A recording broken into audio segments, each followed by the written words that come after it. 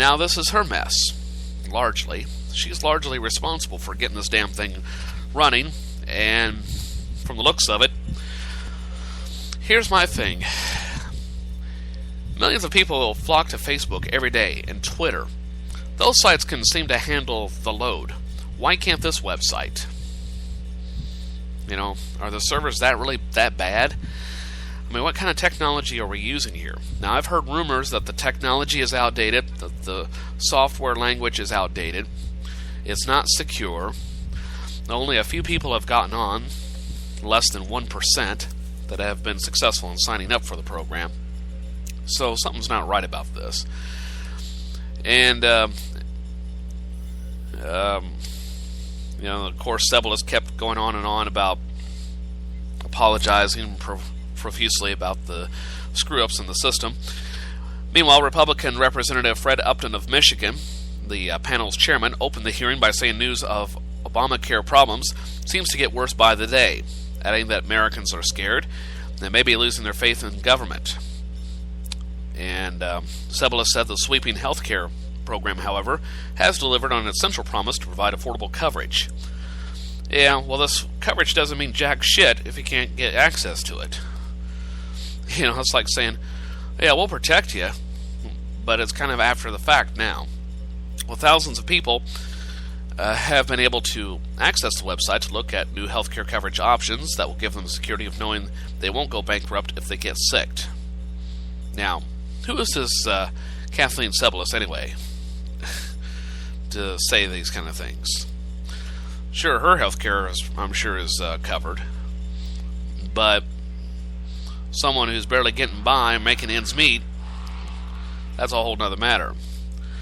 Now, she echoed the overall administration stance that a team of experts are scrambling to fix the errors. The Republicans have called for Sebelius to be fired for the Affordable Care Act problems, but a White House spokesman said today that the president does have confidence in her. But I wonder how long that confidence is going to last. At least probably until this crisis is over. Depends on how she handles it. And for the president, I can understand. You have to find someone else to take over this job.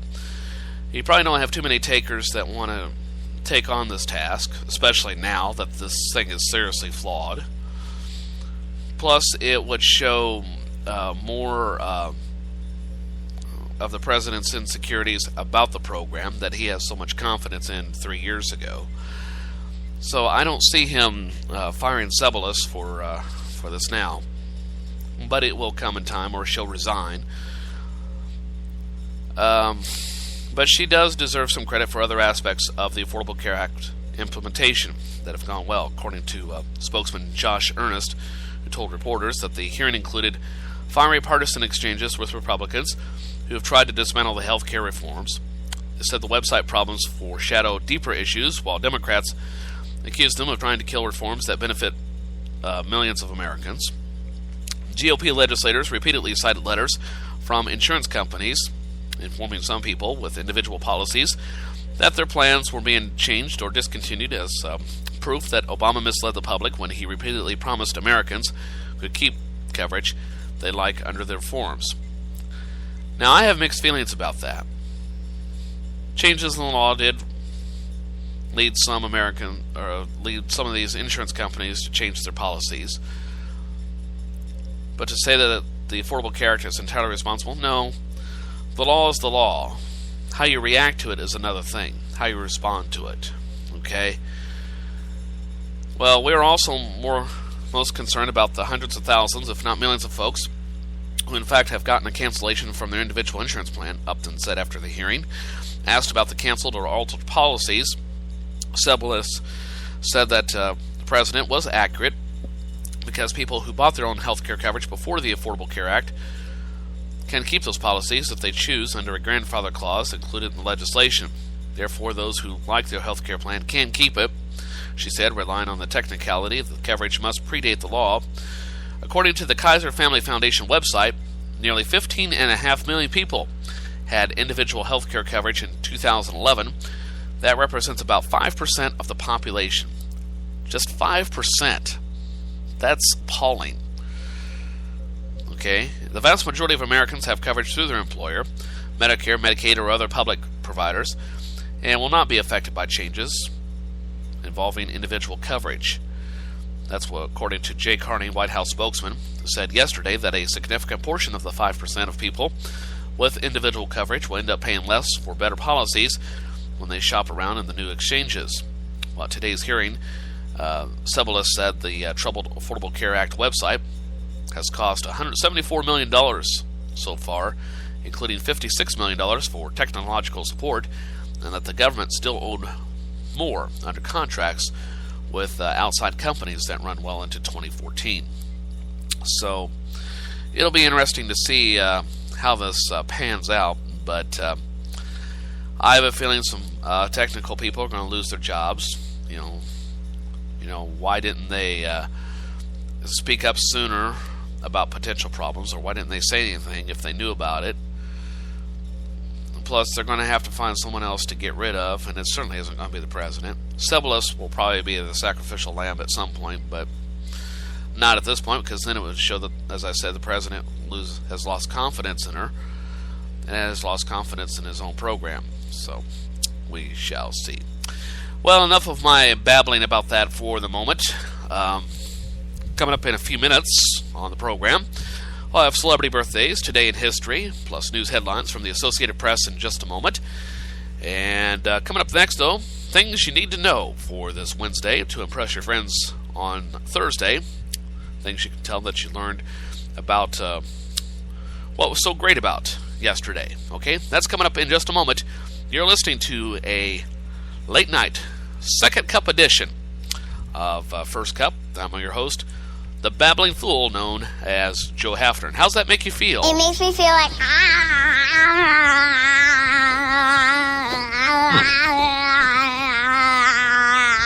Something tells me you've already had lots of candy.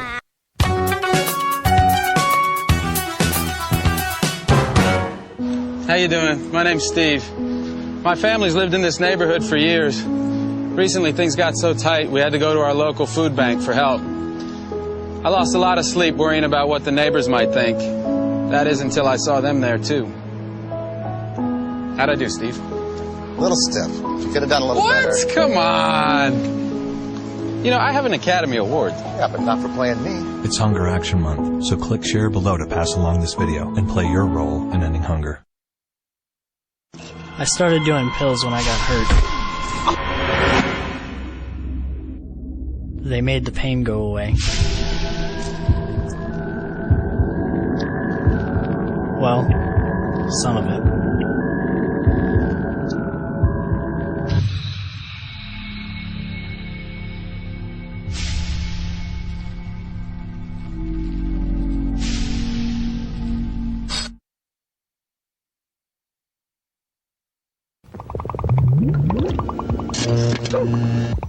Artu?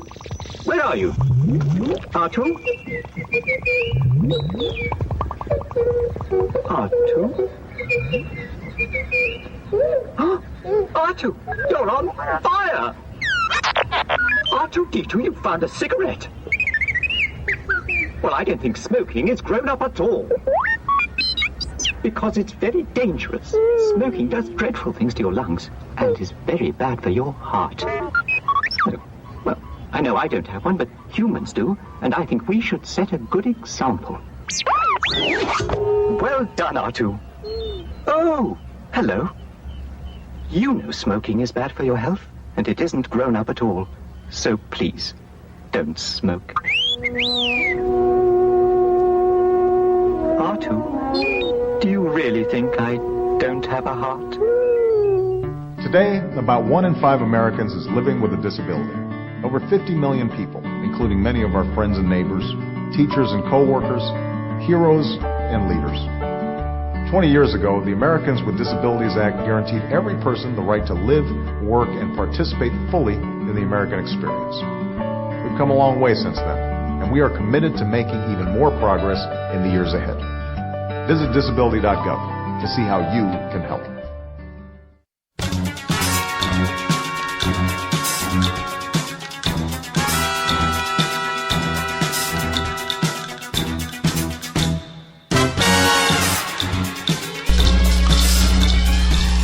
Welcome back to a second pod edition of First Cup on the night of October 30th, 2013. And back in Studio 27, ready to read you things that you need to know. So let's get to it, shall we? All right, let's shall. Yo, tell you what I want, what I really, really want. Don't tell me what you want, what you really, really want. I'll tell you what I want, what I really, really want. Don't tell me what you want, what you really, really want. I wanna really, really, really wanna zig a zig. Oppan Gangnam Style.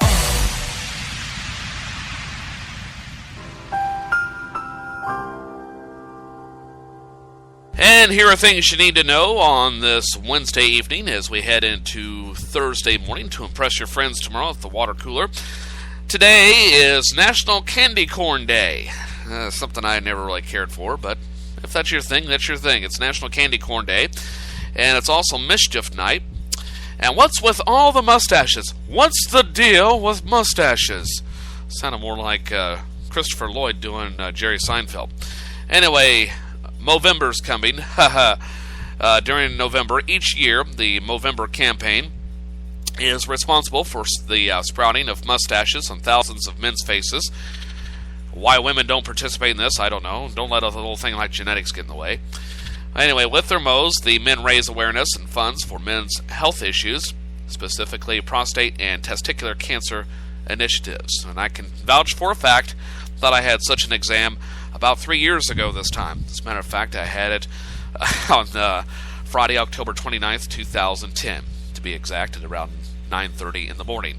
And I tell you, one of the most ill-conceived names for a product is Go Lightly. It is anything but going lightly. But with that disgusting thing, let's move on, shall we? Your Facebook friends are making you fat and broke. Good God, if this is the case, I'm going to be homeless in a few days. According to maintaining close, it seems that maintaining close ties with your good friends on Facebook increases your self-esteem, but also your waistline. That's according to a new study by an undisclosed agency that keeps watch of your good friends' activities on social media, correlates to a higher body mass index and higher levels of credit card debt. My advice, get prepaid credit cards, okay? Can't go under that way. These close connections do though increase your self-esteem, thereby allowing you to let your guard down and temporarily lose self-control. In news attack tonight, Kanye West revealed that he and Kim Kardashian will exchange vows next summer. By then, their little kid will be old enough to say, prenup. Let's see here. Tonight is, of course, Game 6 of the 2013 World Series. And I have a feeling the Cardinals are going to blow it, but we'll find out later on tonight for sure. Seems that standing room tickets for Game 6, get this, Game 6 in Boston tonight, tickets running $800 and up. $800 to watch grown men play baseball. Now, I love baseball, but $800, I can think of some better things to buy for $800 to entertain me on a Wednesday night. For $800, you can stand for the whole game. Some tickets on StubHub are going for over $11,000. $11,000! I'm about to pass out just from thinking about the possibilities there.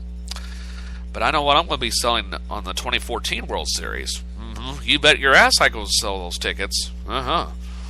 Okay. In the wacky but true files tonight, lead levels close environmental quality building. A downtown Helena, Montana building was closed Monday after officials found lead levels up to 40 times higher than federal limits. The building they shut down, the State Department of Environmental Quality. Ironic, isn't it? And finally, switch iPhone cases every month. Okay. It seems that smartphone cases can be expensive, so what's a person to do if they want to swap their case out every month? Now there's the Reset My Case, an iPhone case subscription service that brings a new look to your phone case each month instead of an entirely new case. Reset My Case does this with custom design printed inserts which fit into a durable, high-quality, transparent case. the subscription, which gets